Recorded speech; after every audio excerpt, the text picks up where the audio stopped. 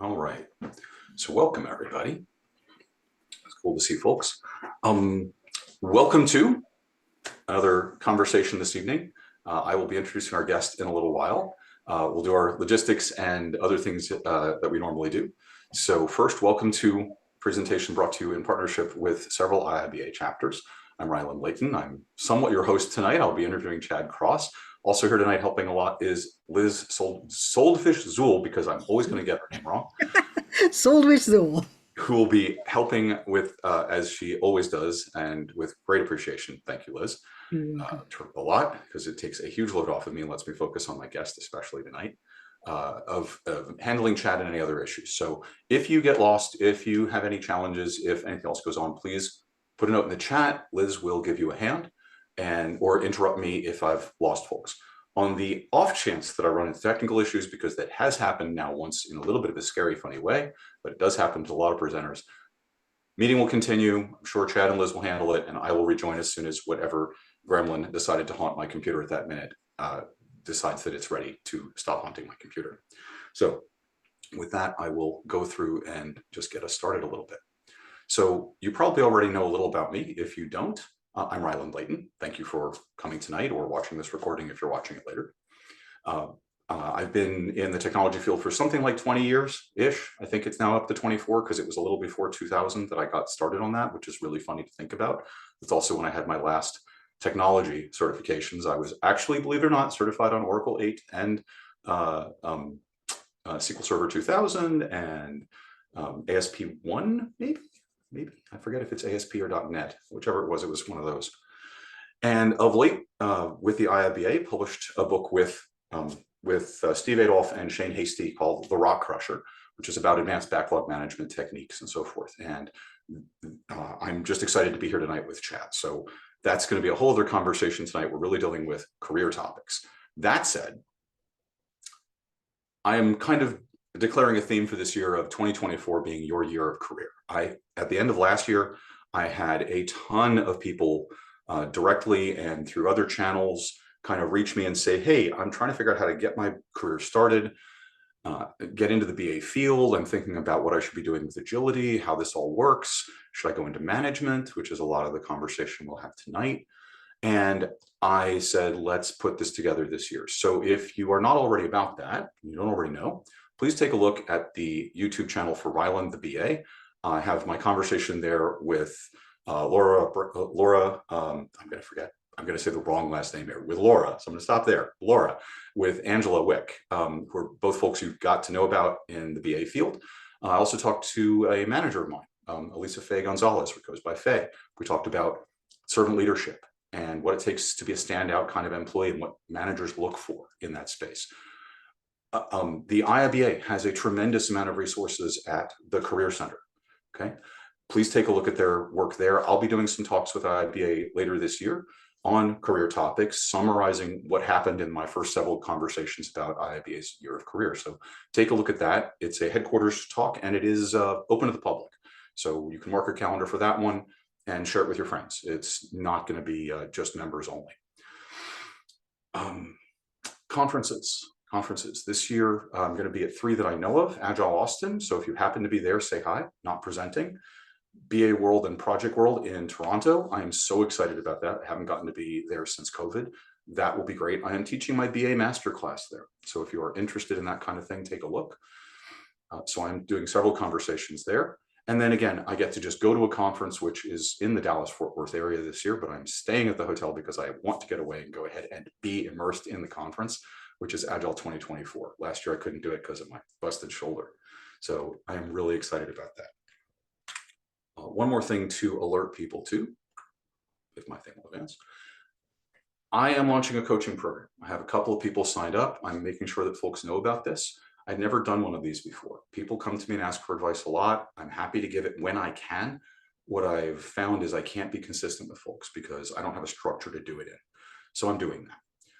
What I'm looking for is a total of up to 10 people. It won't be more.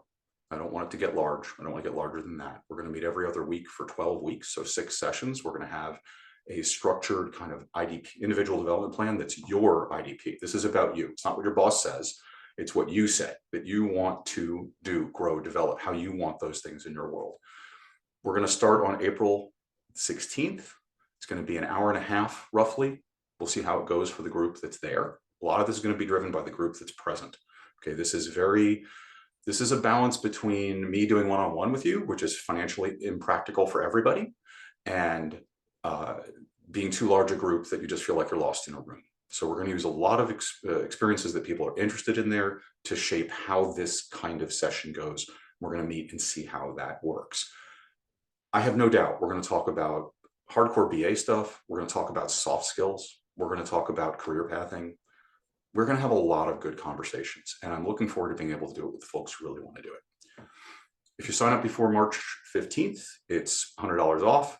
If you want to know more about that, there's a thing on my website. That's where you sign up, and there's a little more information there, or you can email me directly. Okay, there's a few ways to do that. I'm not going to talk about that a lot more in this session. If it's something you're excited about and you want to do that and you want to know more, you can put a note in the chat, but you can also just email me. Now, tonight, our IIBA chapters that are helping with this, because this is why this is being done. I started putting this group together because I got asked to speak at IIBA chapters a lot, and it is a lot to put these together and to schedule for everybody and to coordinate and to facilitate, and the effort that goes into putting the information out there and so on. So this is great to have partners to do this with.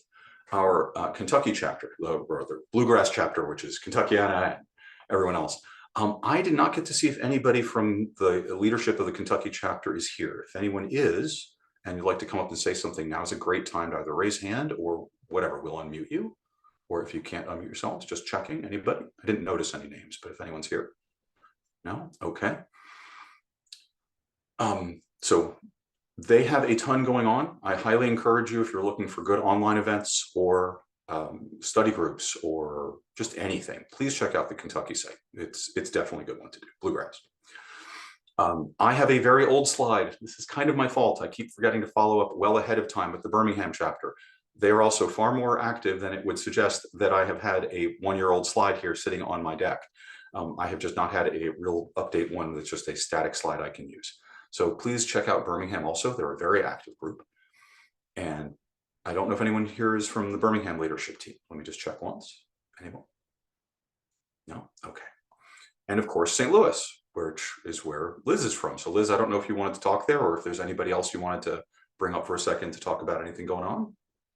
No, we're just getting ready to have our very first actual live event since pre-pandemic in March. So we're all excited about that and glad to have you here, Ryland.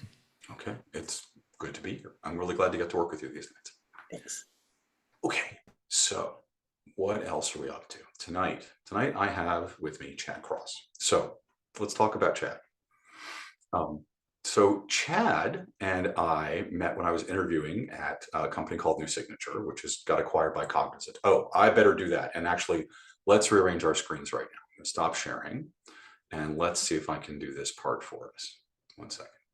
Gallery, and I'm going to pin me and Chad. Ooh. All right.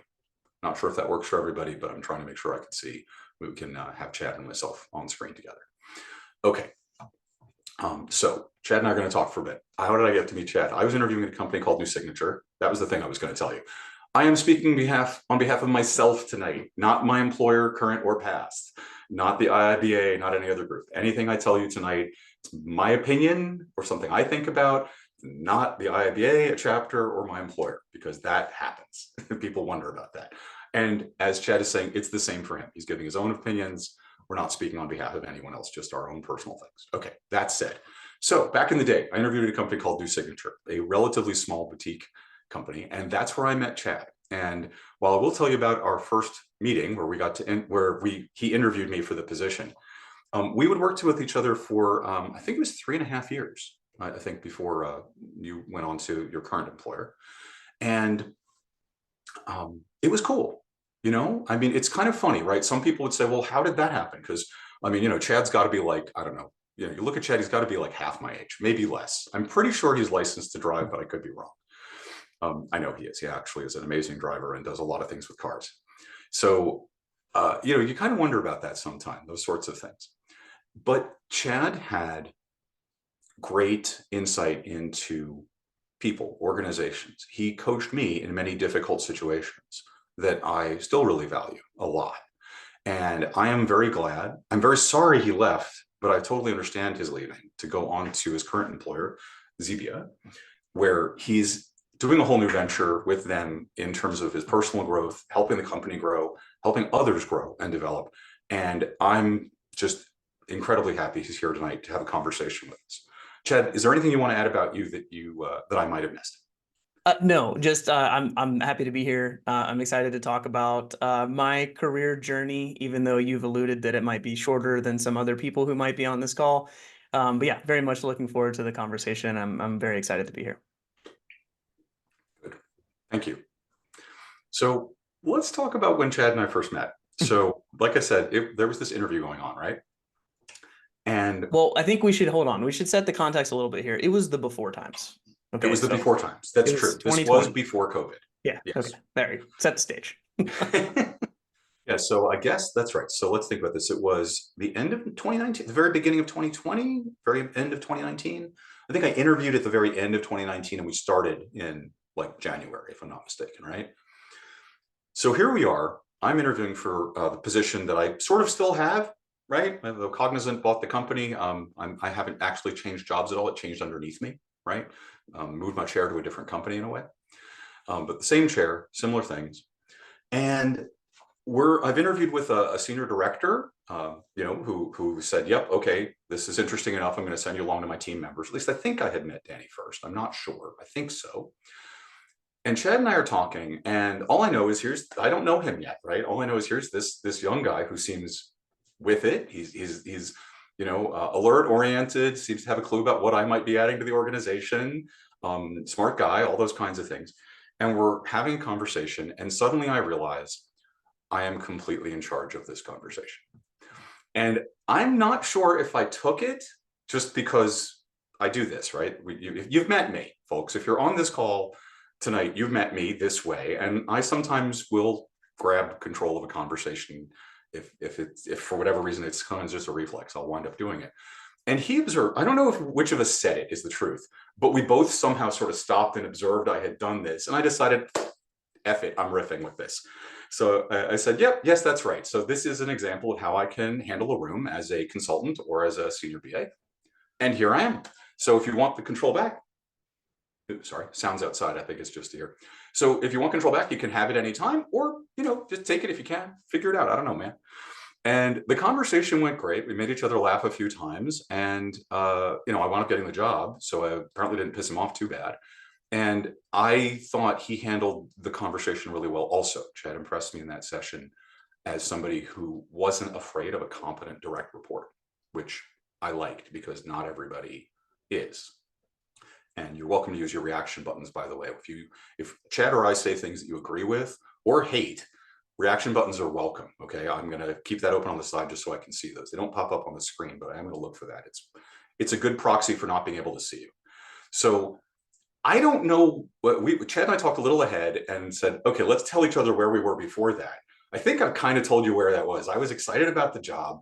I was looking to see what kind of people I'd be working with. It's a small consulting company, and I was going to be really closely working with him and a couple of other key people who I'd met.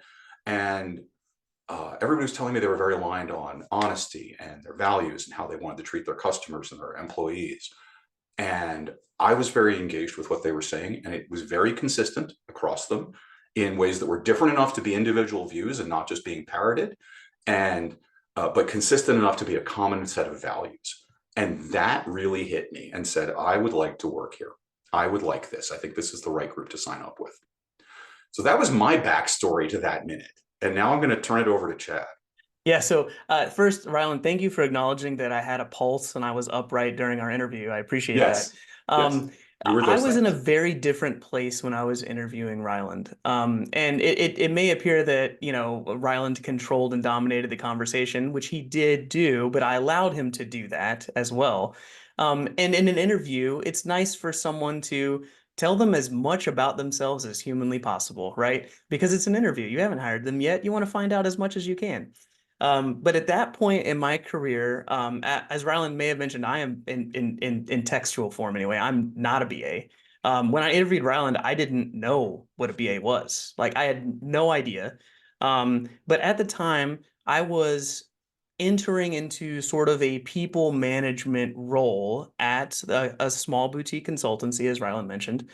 And my journey there began sort of with highly technical consulting. I had spent a few years as an individual contributor in a boutique consultancy that got acquired by New Signature, as Ryland mentioned. That's where I was interviewing him at the time.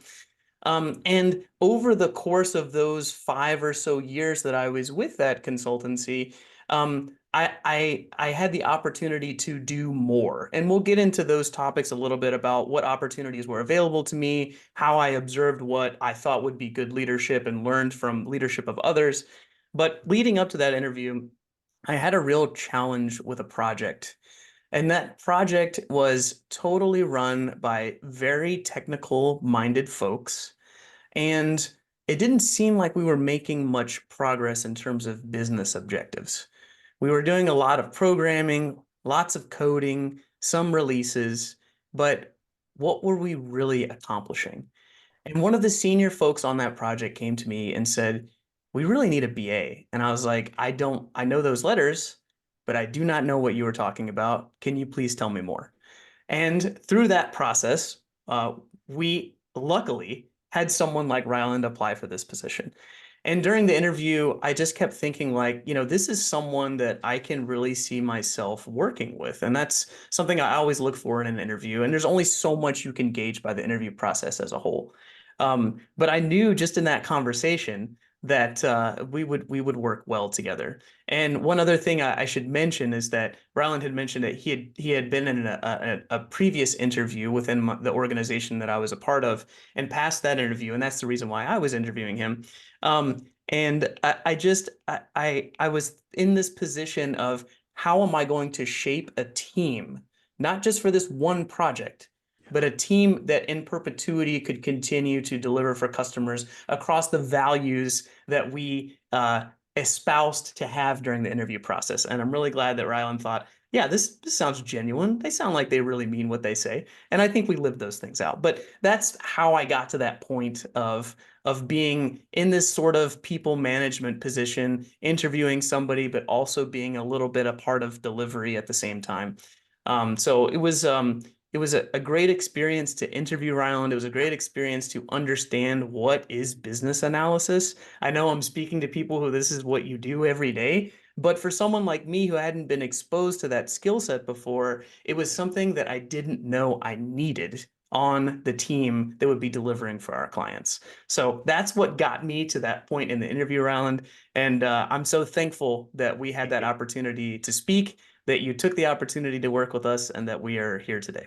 Yeah, I am too. I am too. That's why Chad's here, but okay, I don't just bring up people I happen to know. I bring ones that I think are worth talking with.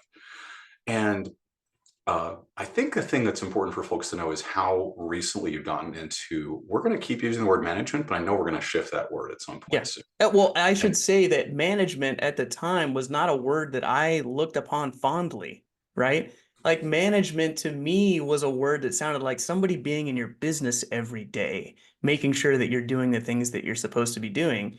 And so I know we'll get into a little bit more of what it means to be a people manager and what it means to me to be a people manager. But at the time I was thinking like, I don't like people being in my business. And so why would I want to become that, you know? And yeah, so that got me thinking about what is a good manager to me and what are the values that I looked for in leadership in the organization that I was a part of that I want to continue and propagate. so how did that happen for you in the first place? Because I know enough about it, but I want to, could you tell me how you started? How did that journey begin? Because like you said, you didn't seek this. This wasn't No, a I thing you didn't said seek you it, wanted to and I don't know if that's what makes a good leader. I have no idea. do. But I'll just tell you the part of my journey that led me to being in a people leadership position. So as I mentioned, I was an individual contributor working basically in a project where it was me and a project manager. Very small team, right? Doing technical things. And as I worked on a long-term project, it ended up being a 2-year long project.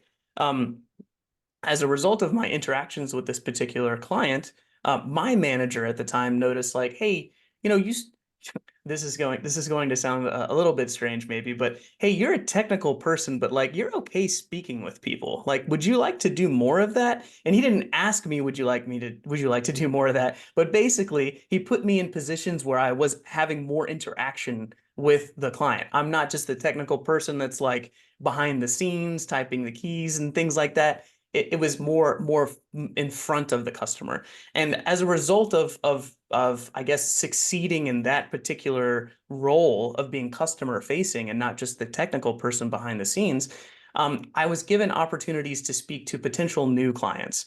And it wasn't that I was the face of those conversations, but I was involved in those conversations. And what I really loved about that is that I had been the recipient of work that had been scoped before I was involved. And it worried me that somebody was involved in scoping and then just handed that work over to somebody else to execute on.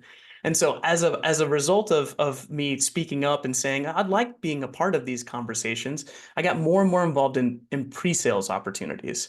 So I spoke with lots of different clients. I shared my experience that I had, and as a result of my performance in those conversations and landing new opportunities for the consultancy that I was working at, I was given more and more responsibilities. And I didn't say no to those. I said yes. And what does that mean? Like, what does success look like for for this particular role? What does it mean monetarily, right? Like you're asking me to do more. What does that mean? You know, if I'm valued more as a person, like show me what it means to be more valued. That's an important part of the conversation as well. So leading up to that point where I was interviewing Ryland, I was slowly moving from an individual contributor to someone involved in pre-sales to someone who had the opportunity to build a delivery team around myself.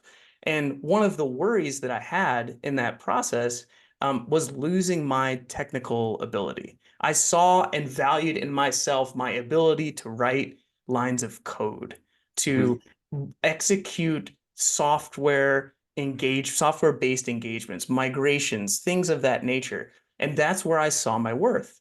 And it took a particular leader that Ryland and I have both had many interactions with to one day say to me, Chad, yeah, you're good at that, but you could do so much more. And I questioned that. I said, why would you want me? You know, I'm really good. I thought at the time, like, I'm really good at writing code. Why wouldn't you want me to just write code all day? Like, why couldn't I just do that? And he challenged me with there's always going to be new folks coming into this business who are great at coding.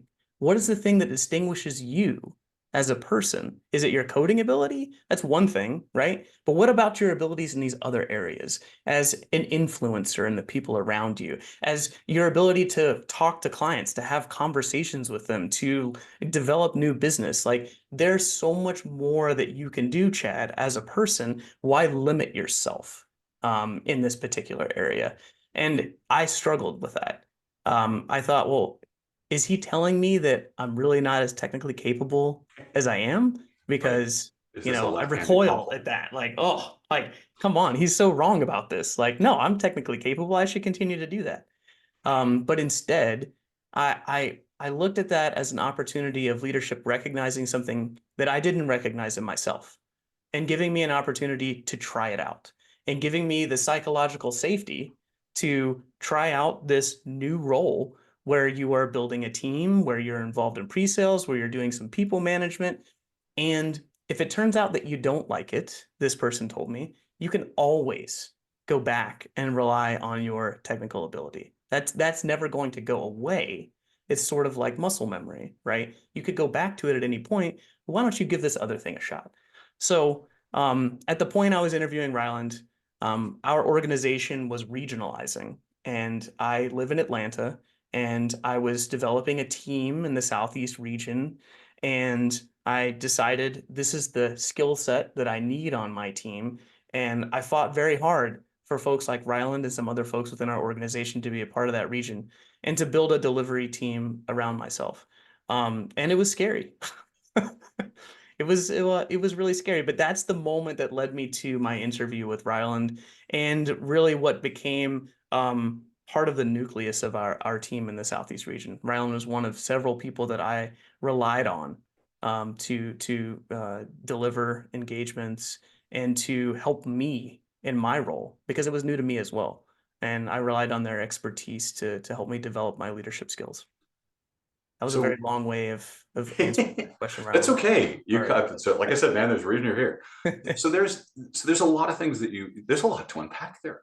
Um, I guess there's a couple things that make me think there that I wanted to highlight for folks and just kind of think through a sec. One is, um, I often talk to folks about there's sort of a bicycle of technical skills and people skills, and that if they're out of phase or if they're disproportionate in some way, then it's just hard to function that way. And uh, as you said, yes, you're a developer that could talk to people, right? The days of team members, developers or otherwise, folks, in my opinion, where you could take a stack of requirements and a pizza and slide it under a door to a developer, and some period of time later receive back a file folder with either what would now be a URL for your files or a CD-ROM of your software, and you consider that a successful transaction. Those are very, very far in the past at this stage. Right. That's not how that's not how this works. That's not how any of this works anymore. And I don't think that's how anyone wants to work. Just to add that, like, I don't think anyone wants to work that way anymore. I think there's still a handful of folks because honestly, let's be honest. The soft skills are the hard part, right? You can go to school and just learn all of the technology things, but you can't just go in and learn the soft skills in school, not in like get a certificate for it. I think it's interesting that if you think about it, how do you learn soft skills? You go to, as a young person, you go to school, like high school, elementary school, middle school. You go to school and interact with people and you build them. Why? Because if you can't, you're not going to be successful at the informal aspects of those things, right? Which is socialization and community. The same thing happens in college. I think it's great. Distance learning is a great invention. I'm still a fan personally. This is just a thing. And I've raised so many children, which is to say zero, that I'm entitled to an opinion about this. But I have been a child and I've been a young adult and I've been a person who went to college.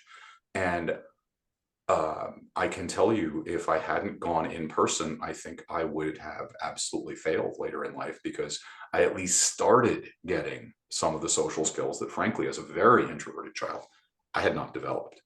So I think this is a thing. Those things then are the foundation for later in life, working in collaborative, high communication environments. And if you're doing agility work, collaboration is essential. It's expected.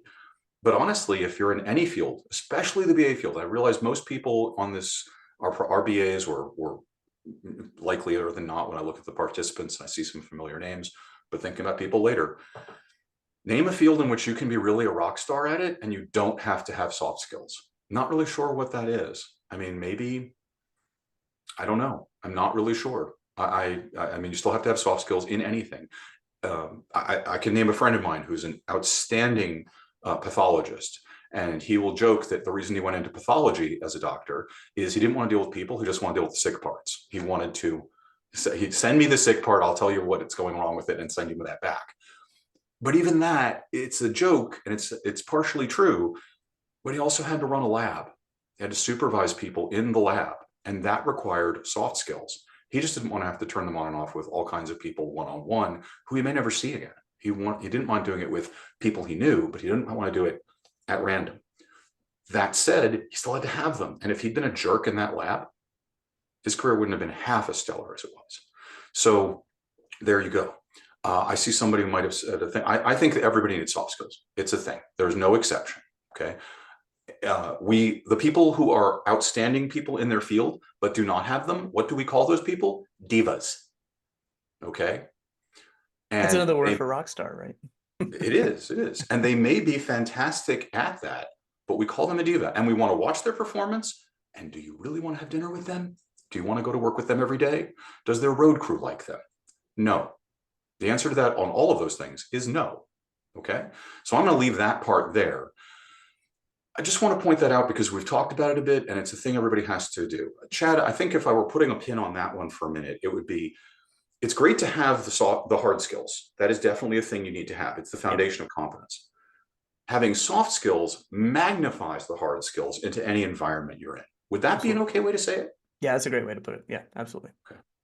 Now, that said, you encountered the thing I think a lot of people run into as I talk to people about this, and as I have in limited ways faced it myself, because I had to deal with whether I was interested in going into being a manager or not. And I dealt with a lot of the same things Chad dealt with of, well, aren't I going to become less valuable? Or this is really where my bread and butter comes from. And I had to look at it. It's a different set of skills. So I wanted to ask you about a couple of things. One is, did you feel like you were starting over, the whole new domain of skills as a manager? And did you feel like you were faking it for a while? Did you have to fake it till you made it, or did you feel something else? Oh, I definitely didn't feel like I was, man, ready to go on day one, being a manager. That's definitely did not enter my mind. Okay. I think it's important to acknowledge the fact that there's a significant amount of imposter syndrome that's a part of the role that I was nudged and then took on that role. You know, I had examples of what I thought was good leadership in my past. And what I strived to do was emulate the things I appreciated about their leadership style. And when I entered into this role as a manager, I wanted to be careful not to micromanage people. I felt like that's not a management style that I appreciate, and so didn't want to embody that.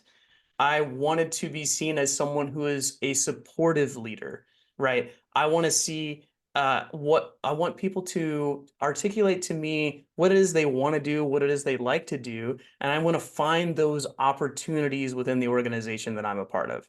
I really appreciated the leadership that I had in my past with situations where someone said, you know, I want to promote not promote Chad in terms of title, promote Chad in terms of opportunities. I want to give him an opportunity in this particular area. And so I really enjoyed those parts of the early stages of my management career is, and I still do, but that's what I looked for initially. Is like, okay, I've got this team around me. What are the things that they really love to do? What are the things they're really good for? How can I make sure that I align them to those specific goals? And I think Ryland, you at the time may not have had very strong feelings in one way or another on a particular engagement about what you wanted to do. But I think ultimately we found what rhythm really worked for you. And I looked for that in other folks that were on my team as well. Um, and I think that what I learned is this is going to sound very, very silly. Uh, People management's difficult. Mhm. The parts of my job that were easy were the operations aspects, the handling sales and pre-sales, but actual people management is tough. And it's especially tough if you don't have the opportunity to choose the people that are on your team. And you know, if you are involved in hiring, you get to choose people. Those are your own decisions, right? But if you inherit different people that are on your team, you have to learn what management style that person deserves. And so over time, I've understood that there are certain people that do need to have a little bit more of a micromanagement style, and there are other people that don't. But I think that's what I initially tried to do was emulate the things that I valued in the leaders that I had leading up to my taking this different path in my career, if that makes sense.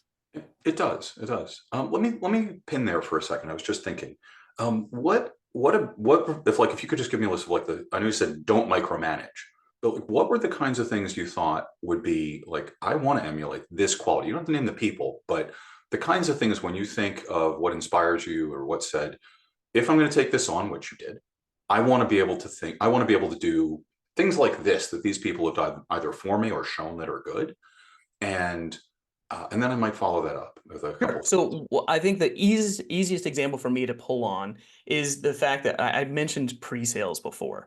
I really appreciated that when I was just an individual contributor, that the leadership that I had at the time would involve me in those conversations and respect my opinion in those conversations. So that was one thing I wanted to emulate, was I wanted to give someone an opportunity to maybe try out a particular role without necessarily getting a specific title or anything like that, right? And then give them feedback on how that interaction went. So that was one of the first things that I wanted to emulate. The second thing that I wanted to emulate is I wanted to give people space, creative space. Just because I think a problem should be solved in one way doesn't mean that's the only way to solve the problem. And I'm interested in other ways to solve that particular problem. And so giving people space to do that, I think, is really important. So I think those are the two main things that I tried to exhibit early on in my management career, and still to this day. But those were the two that So I think were most of at the forefront.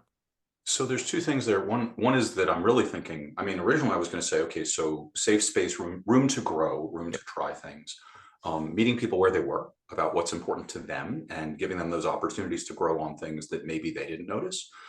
And I was thinking about that, but honestly, by the time you were finished talking there, I was thinking it's really about creating psychological safety for your team, Yeah, where they absolutely. can take risks and try new things and in an appropriate way without it necessarily being like risk.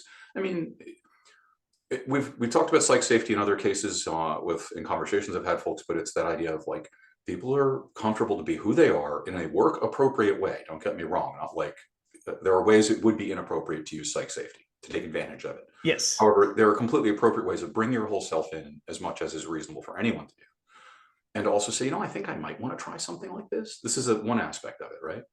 And to have those opportunities at least looked out for by your supervisor is a great Yeah. thing. Yeah. And to give Um, you an example, Ryland, of what I mean by that, or what you are describing as psychological safety, and what I may be trying as like may be describing as trying something out, right? yeah, Um, in sales processes, you may feel like, man, the company will live or die by this one sales engagement.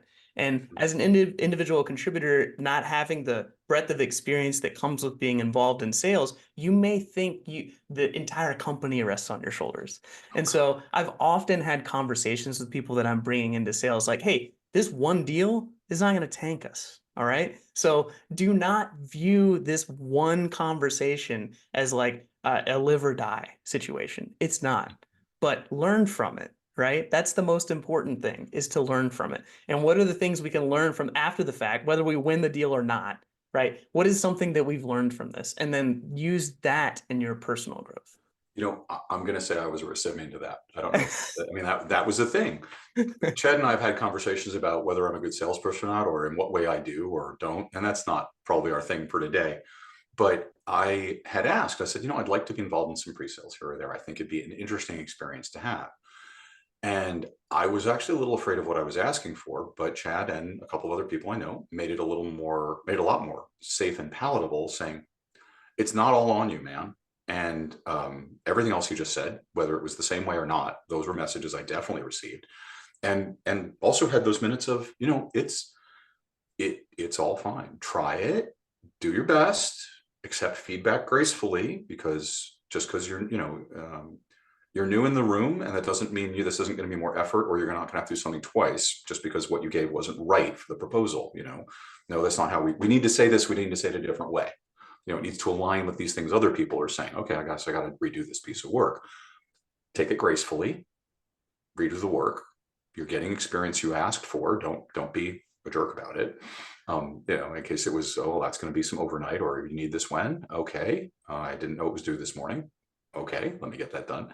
Things like that, and didn't have to own every piece of it, which was kind of cool. So it was really neat to have those experiences and be the recipient of that.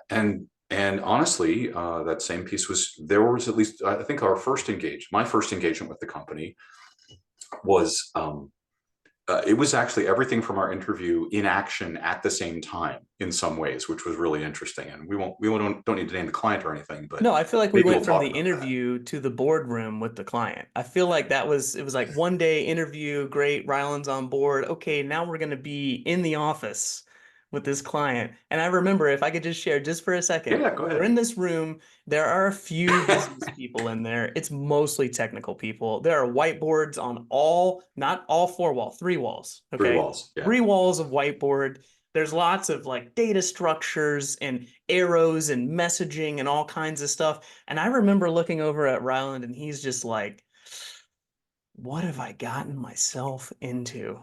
And I don't remember in that moment speaking up and saying, hey, Ryland, take control of the room. But that's when he recognized that's what needs to happen. And in the same way that he sort of took control of our interview, that was a moment when he took control of the room. And he felt even though he was stepping up and taking more ownership of what was going on, I think there was a sense of calmness across the room when he took control. And everyone was like, yeah, we're sick of talking about, this particular row and field in a database. Like let's set that down. What are we doing here? And that's when I, Ryland spoke up, right?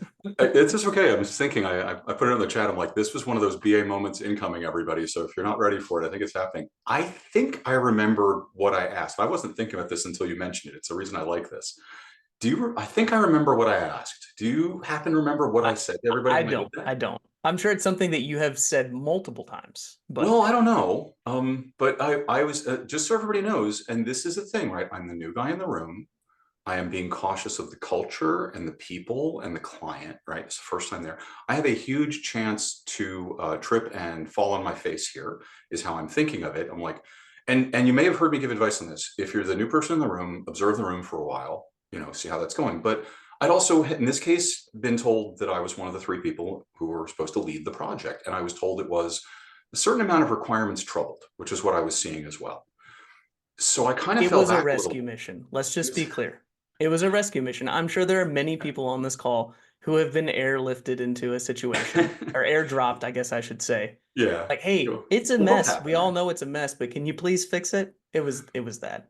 Okay, if you've been that person, go ahead and put a reaction in the chat just because I'm curious. And I'm not seeing a lot of those reactions, folks. Please feel free. It helps us know we're in the right direction or we're connecting with you because we can't see you. Okay, so if you've been the person who was told formally or informally, go get involved with this engagement and fix it, or tell me what it needs to fix it, do some reaction for me. It'd be good to know. All right, that said, yes, I think after a little while of doing what you said, I was watching the room and so on, and I kept seeing everybody running down, you know, track, what's the word I'm looking for? Rabbit holes of technology. And I said, I know I'm the new, I think I said, I'd like to ask a question or two. I said, yeah, please go ahead. I know I'm the new person in the room. I know we're taking an agility approach. It was labeled one anyway. And I said, who is benefiting from the thing we're building? And in what way do they benefit? And the whole conversation shifted. That's how I think I remember this minute. If it wasn't there, it was somewhere else. You're nodding, so I'm thinking I It may was be it. That smart. was it. Yeah. It was that kind of thing. And they said, oh, well, it's going to benefit these people. Okay. Could we go back to that for a little while? Because I think the tech decisions are pretty clear and I see everybody's really getting wrapped around them. But I'm not clear on how we're instantiating the benefit of this to an end user. And I'd just like to, that focus will really help me. That's an immediacy in case you don't know. Right now, what I would really benefit from is this if it doesn't disrupt the room. And we went in that direction. And later on, I think I was told a lot of people appreciated that because they were really ready. Like, we don't need database design. We got 6 people here who can do that. We I, need I to yeah, I think focus. that's a good example and something that you and I have talked about before, a good example of influence. You had Mhm. influence in the room, not knowing people there, not understanding Yeah, really what the project was about until probably halfway through that day, right? yeah, uh, Exhibiting influence on the people around you. And going back to my journey into the leadership position that I find myself in today, I think that my leadership at the time recognized that I had the ability to influence other people in the way that you influenced people in that room in that day, and recognizing the ability to do that in a positive way, right? Your influence, it was a positive influence on the room, resetting expectations, understanding the stakeholders involved, and trying to drive the conversation into a place where not only are we exhibiting the ability to listen to the clients that we're working for in that instance, but also, hey, who is this product? Who is it? Who's it for? How do we make it better for them? And mhm, that sort of positive influence is a thing that like I said, I think leadership recognized in what I was doing on the small team that I was a part of, and then recognizing like we should have this person in some position of authority to continue with the influence that they've been able to exert on the team around them. Exert a bit of a negative connotation. I realize that after I've said it, but an influence in a positive way on the team. And how can we elevate that person's position within the organization so that they have a wider reach? And that was something that I didn't realize as an individual contributor that was possible.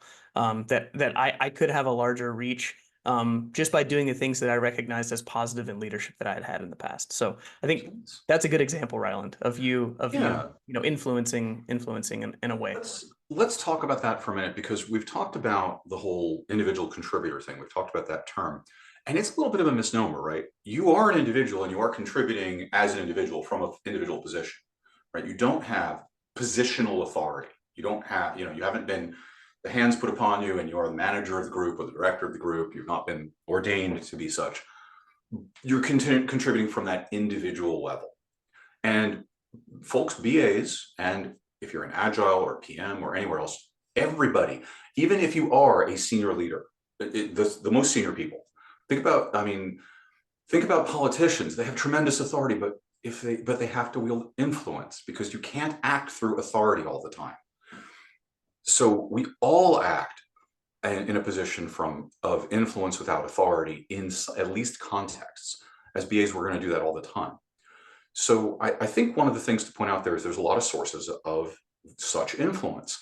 In a way, in that room, I had, let's call it, there are actual names for these things. I'm not going to try to remember them all, but let's just call it implied temporary influence, as the expert brought in who was being lauded as this superstar BA that, frankly, just folks, I may be a name in BA circles, but nobody else knows who I am. It's kind of cool. I can go to the grocery and not get mobbed, but I go to a conference and I have to be careful to wear a hat. Okay. It's funny things like that. It's a really weird little space I occupy sometimes. But in this project, nobody freaking knew who I was, and they didn't care if I couldn't perform and get the job done, right? That's the other thing about being consulting. It's kind of cool. So there I am. I'm the new guy. Everybody's been told to expect me, but they may have their own things. And here I am. So they're giving me some leeway, saying, well, he said something. Let's listen to it or go his direction, because allegedly he's here to help us make this thing a little easier and righter for everybody involved. And then I had to build from there. I had no positional authority. The client could have said, yeah, no, I don't want to talk about that. Shut up. We're going to do the database design right now because I'm invested in that. It's within their authority and power to do that. They could have done that, right? I couldn't have said, it would be very hard for me to contradict them on my first day about such a thing. It would have been difficult. But they didn't, thankfully. So there's that. All of you have the same kind of thing. And a thing that Chad and I sometimes talk about is the idea that being observed as somebody who can use influence without authority is a great way to wind up having authority. Yes. Because you don't want to give it to people. You don't want to give authority to people whose only way to use their authority is to use it like a club all the time, right? We will yield to people with authority in many cases for the space on the floor, or give their words extra weight. We also have all run into people, and I'm going to look for reaction here again. Have you ever run into a leader of whatever level, let's say manager, director, VP, or other, where they have tremendous authority, but having been around them a little bit, you stop listening because you have learned that they're a putz. And they may have the power to tell you, do the thing. They have the positional authority to tell you, do the thing. But you already know that it's not going to work, and you're not willing to give them any credibility to run with it, right? That we've all been there, I think, right? Again, reactions are welcome there. I've been there a couple of times. I'm grateful to say I have not been there in a while.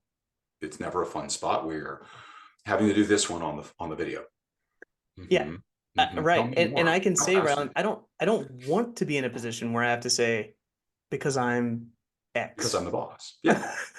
Yeah. That's right? not a great I mean, position to be in. right. That's not what we want. We're not a military organization where people just need to do what we say because we say it. That's a whole different world than we're living in business. Okay. That is a different thing. So I'm just pointing this out to everybody in the room here who's listening live or recorded. Just because you aren't in a leadership or management position doesn't mean you will not lead or manage other people from time to time. And you need to know how to exert influence without authority for the benefit of the people involved, junior people being brought up more seniorly, like Chad is talking about, or like he would, not in that moment, but in other moments, help me to do. He and our joint director at that point gave me some coaching on another moment in that engagement where I was still very, very new about how to handle some key issues I was seeing, and reinforced, nope, you're seeing the right things. Go help the people the way you're thinking of doing it. And that was a great thing. I needed that encouragement. That's leadership behavior. They didn't do it for me. They showed me how to go do it. Right. And let me know I could yell for help if I wanted. So I'm just pointing this out to everybody that, influence that authority is a thing for everybody, no matter who you are, no matter what level. And the more senior you are, it still matters even more and more, because if you fall back on because I'm the boss, it's a rare situation you can do that. It's actually not a common thing. So Yeah, I think the gist there is, right, leadership is not a title. yeah, It can be, but you also need to have influence in order to be an effective leader. And relying on the title is not a way to be an effective leader. no, it's not. And you said another thing I kind of want to go to for a minute. You said more than once your focus has been on how do you build effective teams and how do you see people fitting together to achieve goals. And I'm wondering two things. One, how do you see that? What is your view on that kind of thing? What do you think about when you do that? And I'd like to see if I want to invert it at the end maybe and say, so as people who may typically operate from individual contributor positions, how do they help someone to help them? Or how do they help somebody form that effective team? How do they contribute to the person who's trying to contribute to them? In that sense of, I'm on a team, somebody else is forming that team. It's not me. How do I help them to form the team? How do I help them do the thing they're trying to do? Does that make So let sense? me start from I think the inversion that you mentioned is Sure. that people have to be receptive, right? It's one of the things that I did not anticipate in being in a leadership position, that I would have people who are not necessarily receptive to feedback, to Hmm. cooperation, to just working with other people and not working by themselves in a silo. And like you said, to go back to what you said earlier about putting pizza underneath a door and then expecting an output at some point in time. Right. Right. That's been, I think, one of my most recent challenges as a people manager, is trying to get folks who are used to working in that way to be receptive to feedback from others and assistance from others, and not feel as if that's some sort of weakness.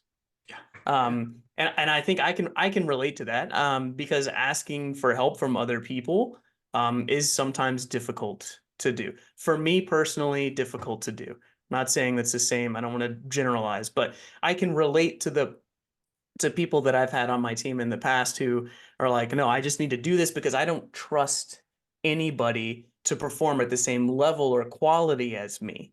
Mhm. And helping them recognize that they cannot function in a silo on an island, or whatever metaphor that you want to use, and still be a part of a team. It doesn't work. So one thing is that folks on your team or the people that you want to influence have to be receptive to that. And not everyone is receptive. And maybe ultimately, and I've had to do this before, you and this person come to a realization that this is not the right role for them.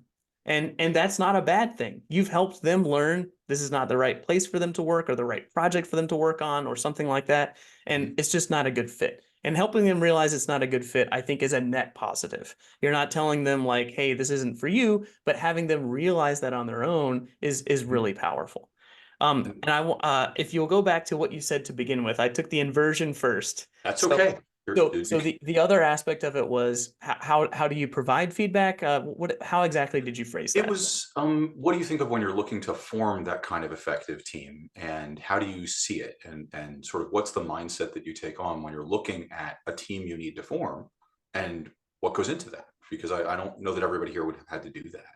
Yeah. So I could say some of the things that I look for is, and this I'm not fluent in the type of language that you would describe when discussing business analysis. I will say that as a result of working with Ryland, I don't ever want to work on a project where I don't have someone with that skill set. So it's something that I've learned. But what I want to say involving in forming a team is that shared understanding, right? And that's something that Ryland helped bring. All the superstar BAs that I've worked with in the past help to establish a shared understanding. Like, what is it that we're doing as a team? And so forming a team that understands that you need to have a shared understanding of what the goal is of the project, whether that's a particular product that you're working on or a particular feature. This is a type of language that I've learned. The director that Ryland had mentioned before, he helped me use this language to say, like, what is the business problem that we're solving here? Like, we're all technically minded people in this particular engagement, but like, we're producing the software. What does it do, and how does it benefit the end user? So if I can form a team where they have that understanding to begin with, and they're asking those questions to begin with, that obviously I feel like that's going to be a very successful team. But it all comes back to that shared understanding, collaboration, and communication. I'm always, when I interview anybody, the most important thing for me is communication. It's not technical skills. I feel like technical skills are something I can solve for. So forming a team that communicates well is the most important part to me when putting together a team to deliver a specific engagement. No, I hope that sort of what, answers the question. it does, but I want to peel the onion just a little bit. So what is it about communication that you're looking for so strongly? Because again, for a lot of people in this room, I think they're going to acknowledge it as a core competency. Right? Yeah, In yeah. cases we can't communicate, that's a thing. But they may not be able to express the value of that to others, or they may even have been put down for it. To be honest, is a funny thing, right? You BAs, you just want to talk and you just want to analyze, and you could just talk yourselves into nothing. And we need to write some goddamn code. I've been in that room. I've been in that room with somebody one time. Some of you may have heard me have talked about being in that room. And I said later on, I think I've been in that room twice. And in one of those cases, I did later get to say to somebody, well, we can talk about it and do it right, or we can not talk about it and do it twice like we've been doing. Which of those do you want? Just checking. But I had all the necessary influence and authority to say that in that room, by the way.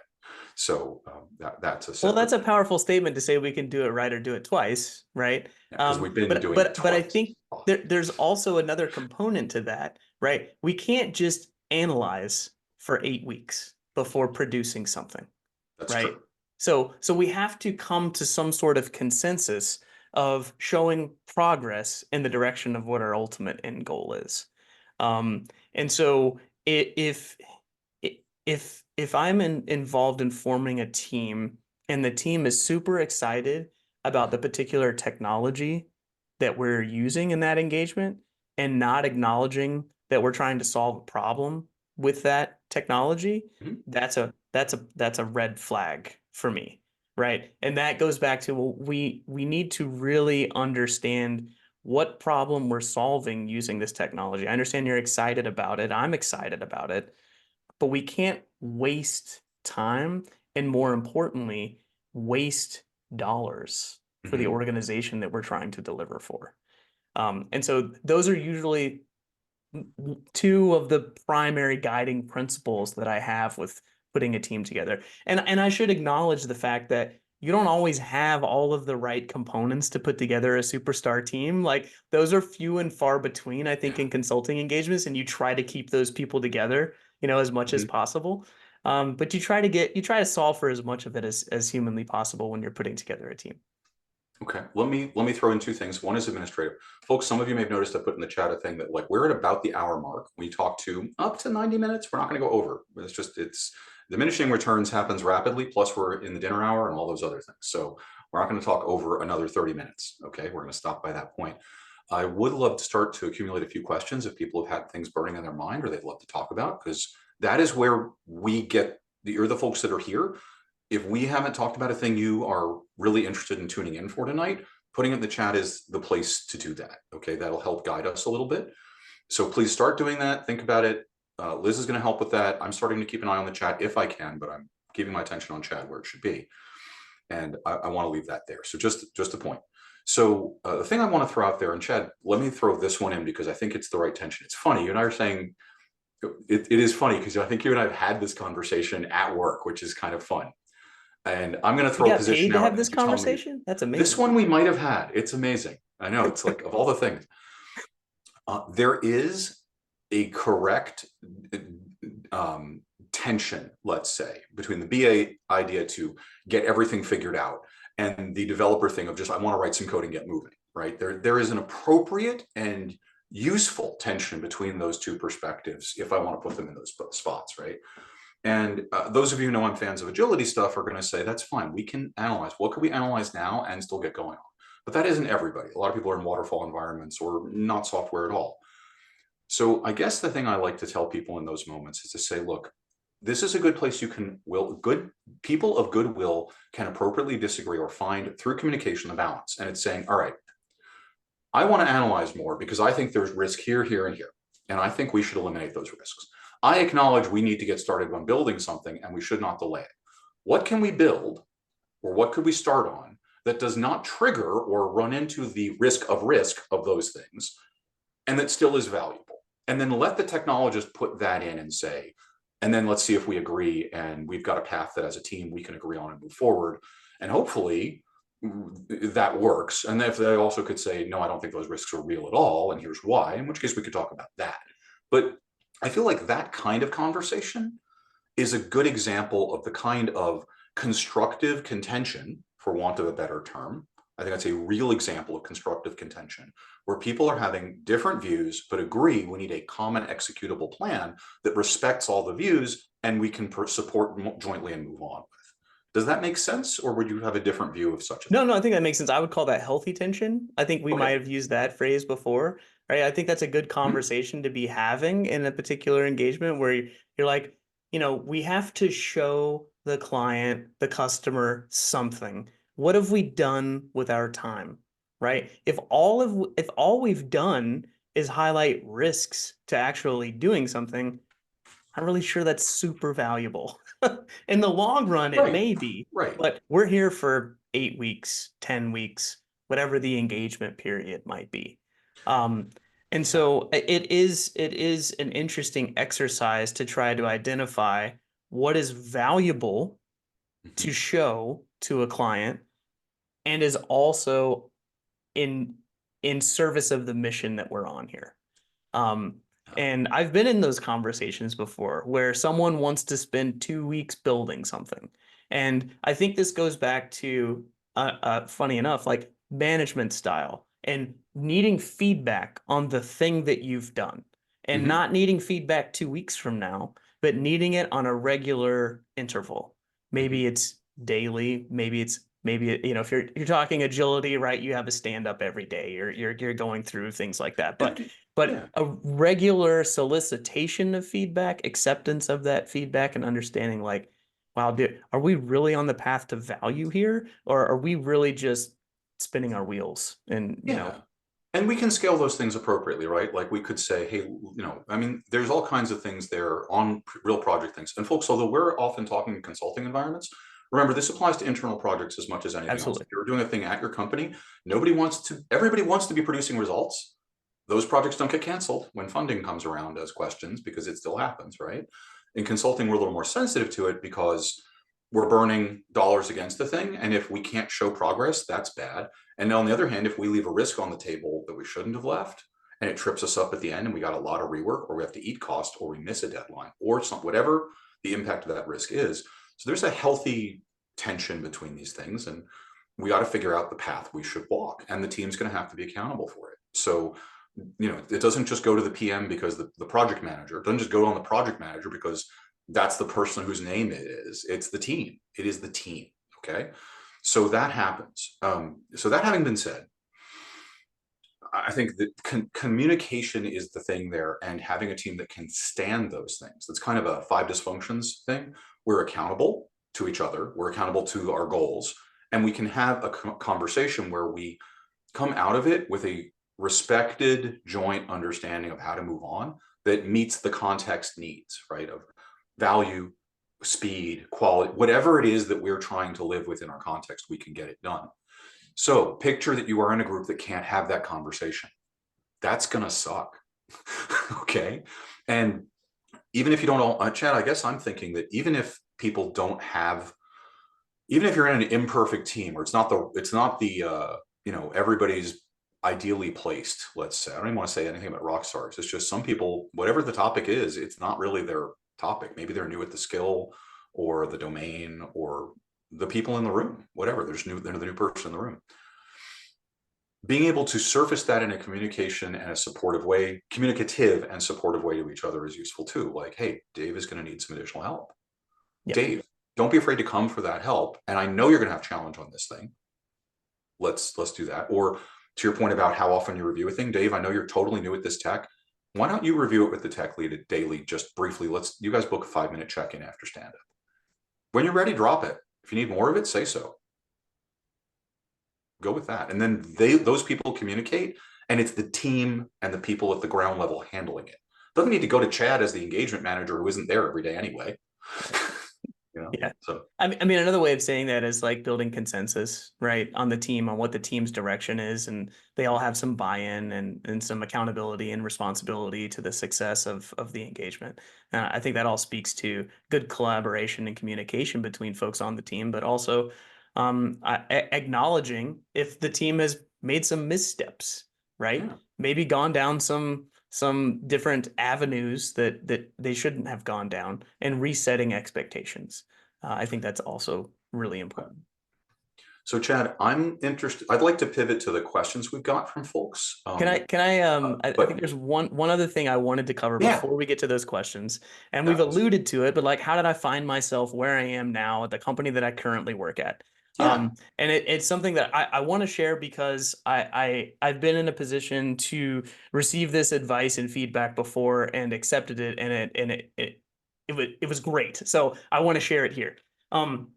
So at the organization I was working at with Ryland, we made a few different acquisitions, and a part of my learning process on how to manage folks and how to build teams is integrating teams as a part of an acquisition process, which can be very difficult.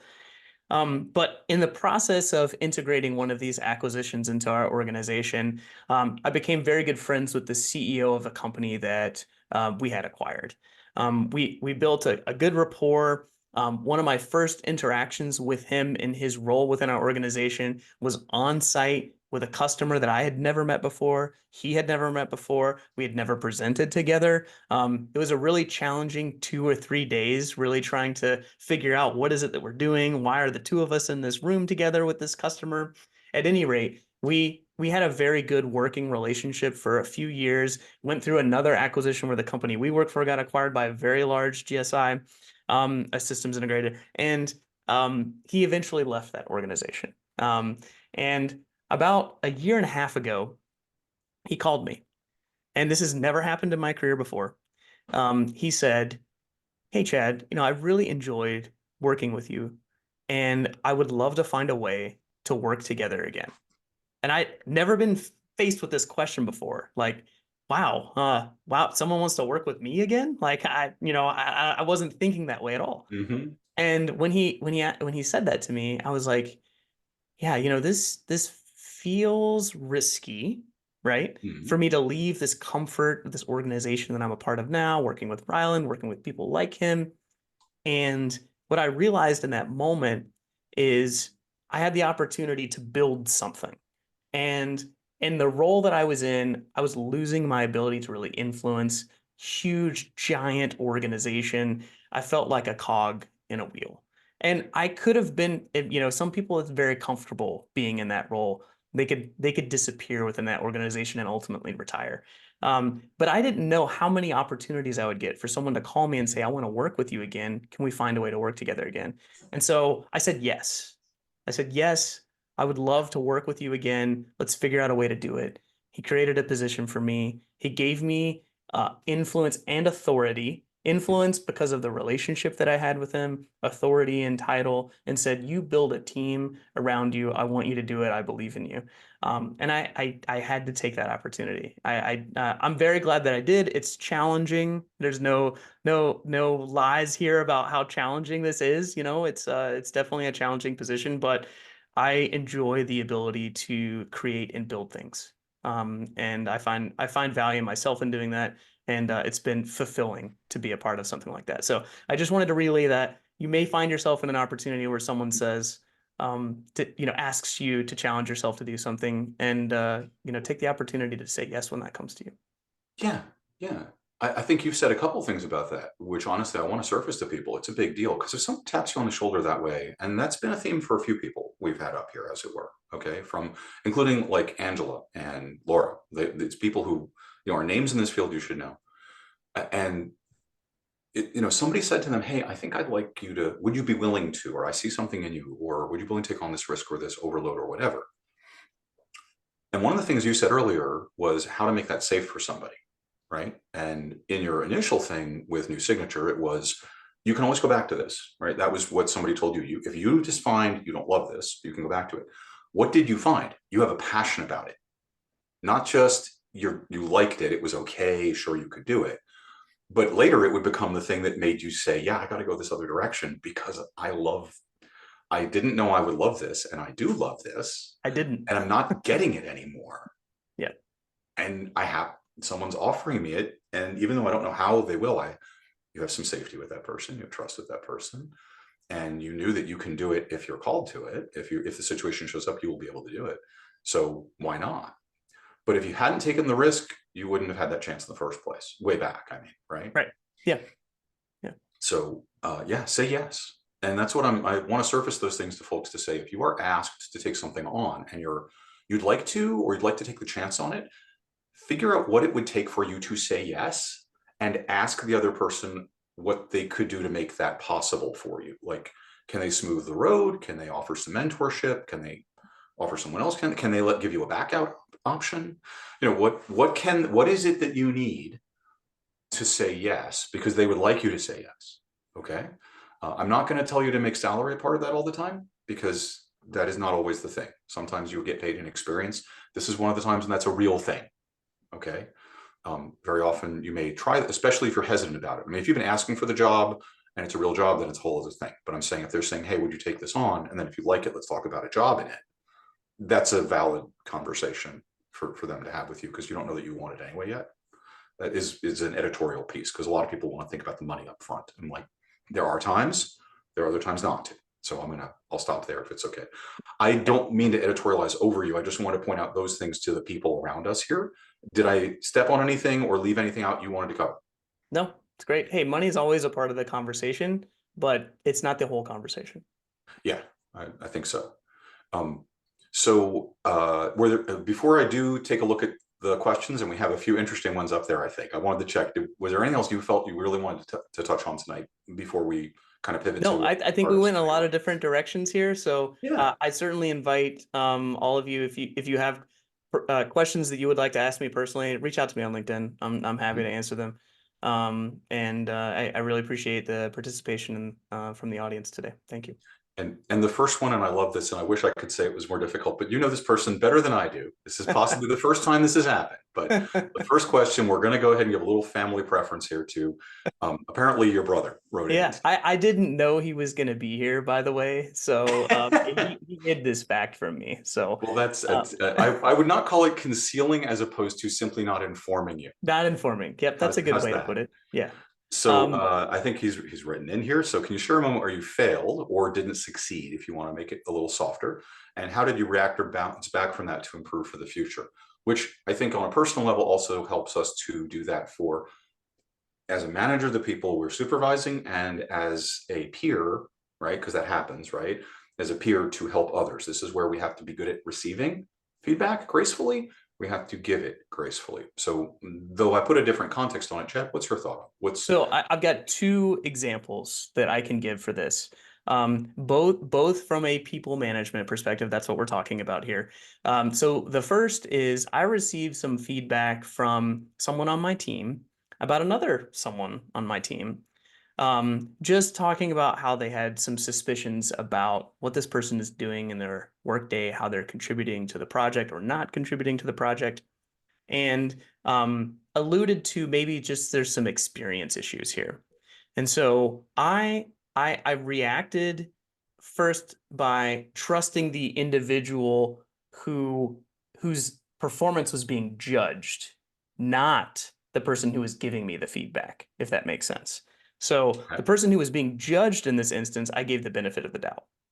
And so I went to this person and I said, here are some things that I think, I did use the phrase I think, not strong enough in this context. I think there's some things we need to work on here. And here are the things that I think you should work on.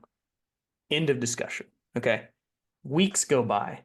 This person who originally reached out to me saying, hey, I've identified a problem here, reached out to me again and says, like, Chad, look, this is a problem. We've got to solve this problem. And to make a long story short, I let this person languish in their role of not succeeding and not giving them proper direction. Here are the three things I need, and here's when I need them. And I'm the kind of person that I've learned over time to be more direct. And I think it's really important in a leadership role to be direct. And Mhm. sometimes that feedback can seem harsh, but it was important in that moment for me to be direct. And I wasn't for a long period of time.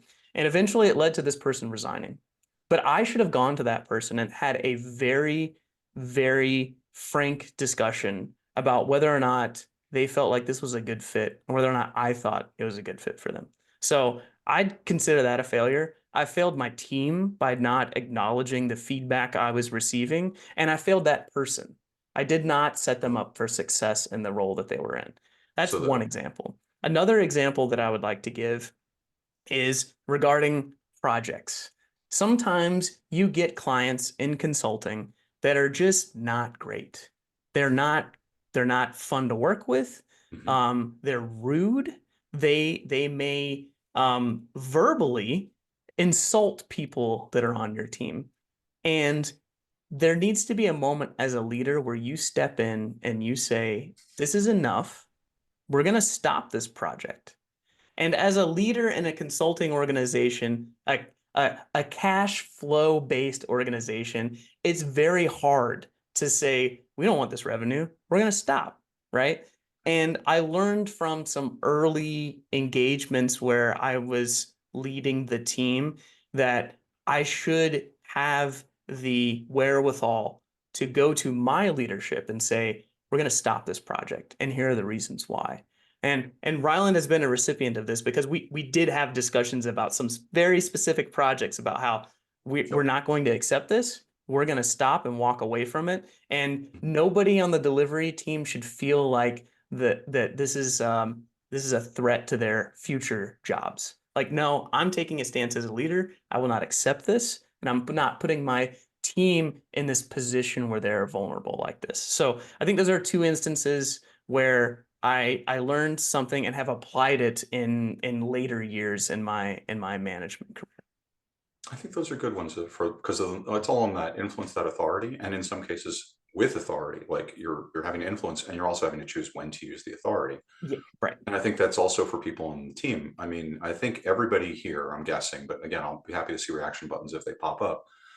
In when I've been at a company or when I've been in the consulting space, I've had to go to someone on my team and say, we have someone who isn't on the team or is on the team, and we're having a challenge with them or whatever it may be.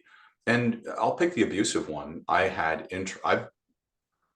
a minute with somebody, honestly, one time when I was not in consulting, I was in the company where I'm describing this minute happened. And somebody sat on across from me at a meeting and actually said to me, what are you trying to do? Are you trying to sabotage this project? Are you trying to destroy this work effort? And I actually stopped and said, I that's a new one on me. We're all going to take 5. I will come back to this room in 5 minutes. That's what I'm going to do right now. And I left the room and came back in 5 minutes later, having spent a few of them actually just in the restroom, just stopping for a minute and getting myself back together. This is a long time ago. I still think it's probably the better thing. I don't know that I would have done anything differently today because in that minute, there's no great answer and no Right. one's listening. So let's just put a pause, let everybody come out of their amygdala, out of Miami and out of their fight or flight reaction and come back in. And then let's check that behavior again. And when I did, that person stopped and said, I'm a little stressed out. I don't think you're sabotaging this. Let's talk about what we can do because I think there are some issues, but it's not that kind of thing. I'm sorry. Thank you. I didn't have to address it anymore. That was the best outcome I could have had, right? I have one thing I'd The like to worst add to outcome would that. have been, yeah, go ahead. Oh, no, I'm sorry. Go ahead. The worst thing I could have done actually would have been to storm out and stay that way and go to my manager, which would have caused a needless escalation in that particular case.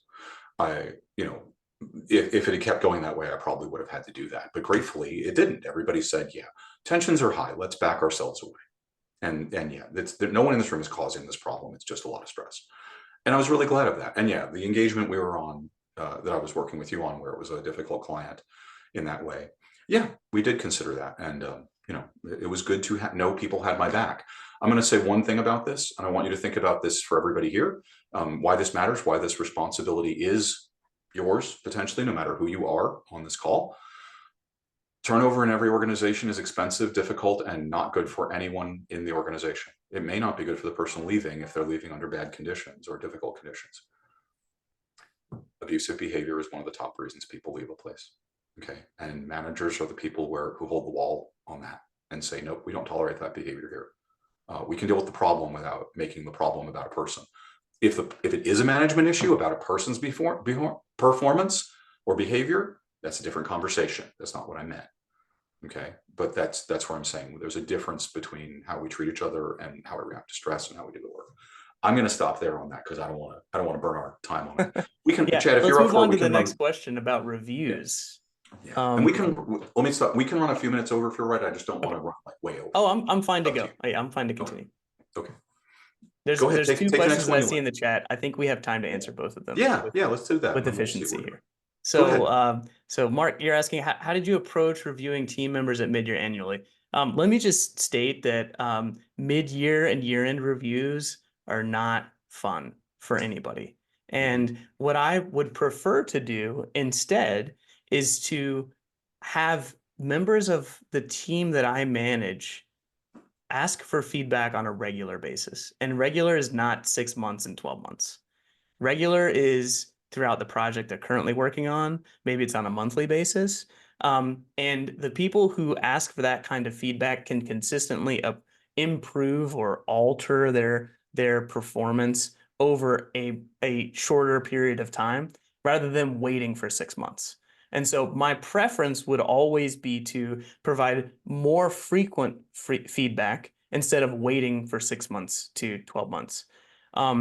A challenging part of being a manager and asking for feedback on team members is you wait until 6 months and you're like, okay, what project did that person work on? What have they been doing for the last 6 months?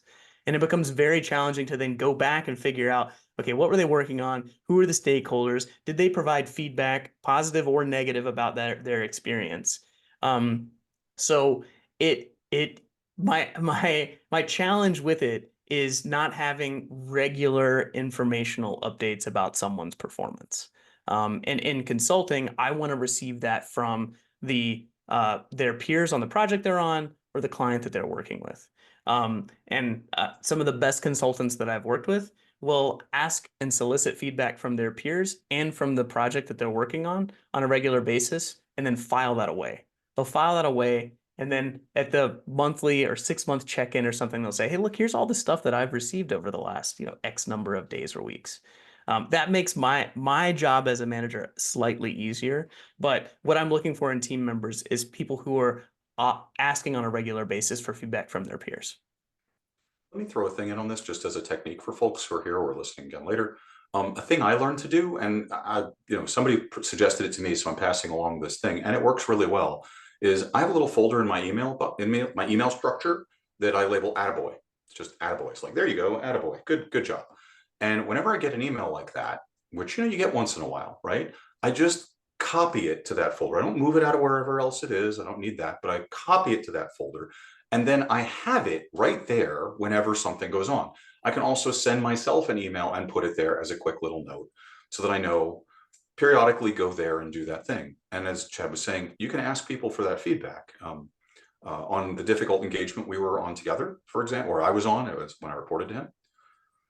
I was concerned about it. I checked with my peers on the project. Hey, am I contributing to this? Am I causing this problem? Anybody see anything I don't know about? Am I driving this in a bad way? Are you happy with the work I'm doing? The client is not happy. Howard, as a team, do you see something I should be doing differently? And then I got that information together and got my own view on it and synthesized it and talked to Chad about the same thing, because I was considering at that point, is the responsible thing to do to say, why don't we replace me? Because if this is just a personality conflict with me and so, and I don't, and we cannot get it resolved, let's swap me out. Let's just do that. It's not me. I had to take me personally out of the situation, in the sense of this being about me. It might be about me, but might be about me in that way that's like, you're both, the wrong polarity of magnetism, and And that's happened, right? Like you have a it can. client who doesn't like certain personalities, Yeah. strong personalities, perhaps, right? It's your job as a manager Me? to solve for that problem, right? Right, And right. and you don't want to put your own people at risk. So, that's definitely one of the responsibilities I did not realize that I would have as a manager, but it's something that I feel empowered as a manager to make sure to protect my team. And keeping people safe that way is the thing, right? It's Yeah. saying, okay, I'm going to protect you by removing you from a situation where you can't be successful. And it's not necessarily about you. Yeah. Okay, you got that one last question. Let me let you Yes, have it's a it since great you question. It's got a it. great question. Thank you, Liz, for asking it. And this is something that I heard on. I am a podcast listener, and I'll admit that one of my favorite podcasts is called Your Undivided Attention. Not a plug necessarily, but this quote came from a conversation that they had. A problem well stated is a problem half solved. If I get feedback on somebody that is just identifying problems, that is just venting, right? Don't come to me with everybody can point out problems. Like I can point out problems all day. If you don't have any inkling of what a solution to that problem would be, I'm not saying I completely discard the feedback, but I discount it. Give me some idea of what could solve that particular problem. Identifying problems is not hard, solving them is. So I hope that helps answer your question, Liz. I think it would also. And I think we kind of have talked about that. In a couple of cases, this has come up because that seems to be a big one for folks. And I just want to throw out there a synthesis from a few other folks too of, it is one thing to just say, listen, can I just gripe about something with you for a minute? Yes, go ahead. I will tell you how big a deal. You're right. I'll get my you're right already set up. When you're going to your manager about it, bring what you think would solve this, or show your work, so to speak, as to why you cannot come up with what would. Like, I have considered this, and this, and I don't think any of those will work. And I'm not sure what else to do. What That's do you helpful think? too. Yeah. But at least it shows you as a person are not just griping, you're seeking a solution. And you can do either, depending on your manager relationship. Like, I have definitely griped with Chad, but I usually try to label it that of, I just need to vent for a minute. I just need to dump my bucket. Are you free? Yeah. Okay. Because at least I know someone who knows, you know the situation, and I can do that with you. Or I actually need your opinion. Here's the things I've thought about. Here's why I'm stumped. Or here's what I'm thinking. What do you think about what I'm thinking? Should I go do this or a different idea? And those conversations have been great. Again, what that depend on, to go back to Chad's thoughts, communication, open-mindedness to feedback, positive relationship, a little bit of prep work, right? So We're all just people and we're all just trying to do our best, right? yeah. So I think we are there. I'm gonna say, let me do a couple of sum ups. Remember, I named several IIBA chapters. Please go ahead and take a look at them. If you're interested in the coaching stuff, please take a look at my website, or let me know. There's also a form on there of, hey, I'm interested. I can't do this one, but here's what's going on, including about time zones. We will continue. I don't have another event scheduled right now with the chapters, but that will come up soon. Chad, I want to say thank you so much for having been here tonight. This was really enjoyed our conversation. Thank you And very much for having people, me. Really appreciate the participation from the audience. I hope you found it valuable. And always, you can reach out to me on LinkedIn if you have any other questions or anything, reach out. yeah, I was going to say, reach out to Chad on LinkedIn. So I'm gonna do our last goodbyes. Chad, you get the last word. I'm gonna make sure I do keep my mouth closed after this. So you say bye, everybody, also, and I'm gonna say goodbye, and then I'm gonna shut off the recording, and we will all hang up after. So Yeah, thanks, everybody. nothing else to say. Just thank you for having me around. I really appreciate it.